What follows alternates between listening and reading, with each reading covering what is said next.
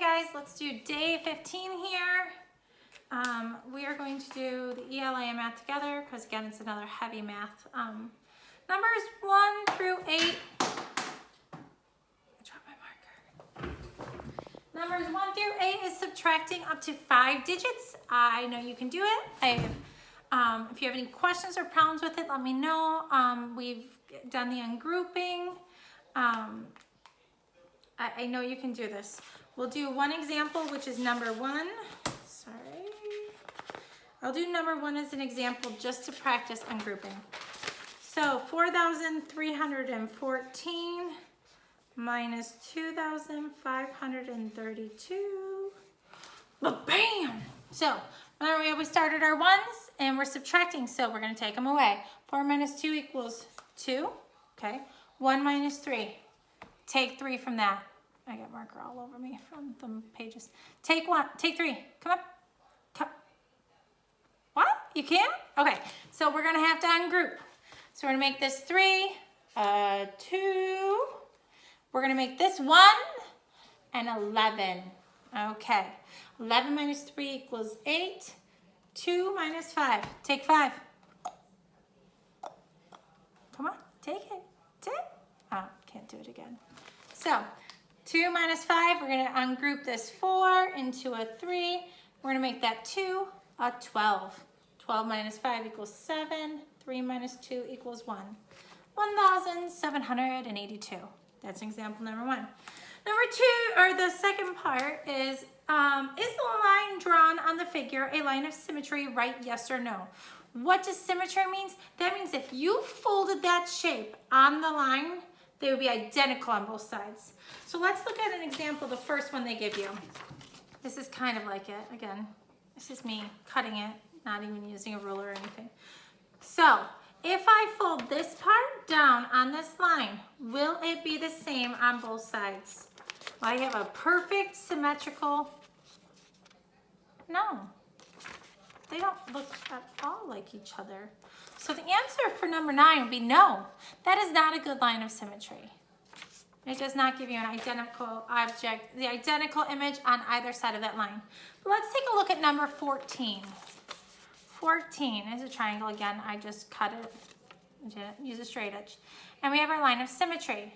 So if I took a shape like this and I folded it on the line, is it identical on both sides? Yes. So this would be like identical on both sides. So if I fold it on that line, they are identical. And I keep flipping it around to show you. There's no extra paper or anything. It's identical. Both sides are the same. So for number 14, the answer would be yes.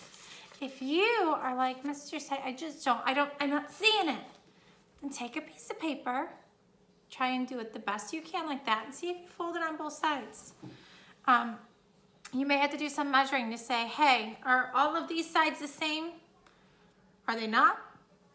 So the measurements, so see what you can do, or see if you can fold the paper. You might be able to just try and fold the paper at that part.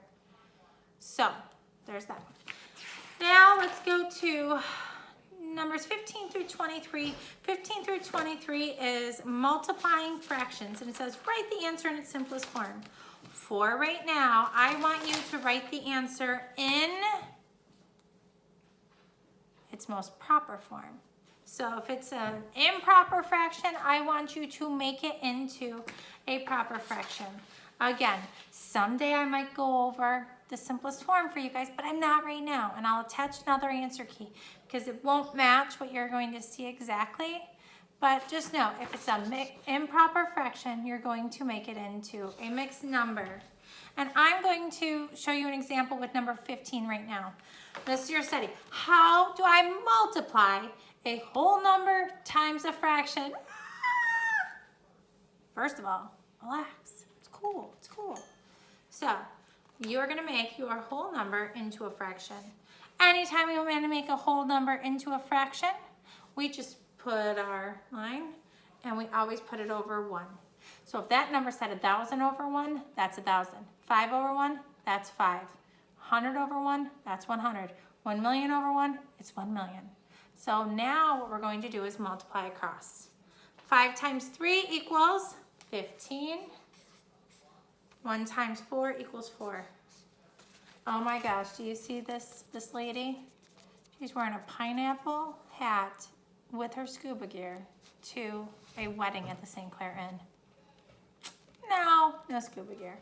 We need to make her proper for the wedding. Or let's make this fraction, which is improper, into proper.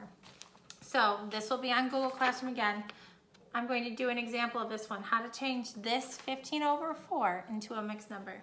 So you're going to take 4, that's our denominator, and you're going to divide it into 15. 4 into 15. How many times does 4 go into 1? It doesn't. So how many times does 4 go into 15? 3 times. Okay. And that goes over the 5. 3 times 4 equals 12. 15 minus 12 equals 3.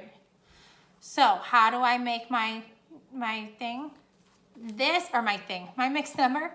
3 is our quotient, that's the answer.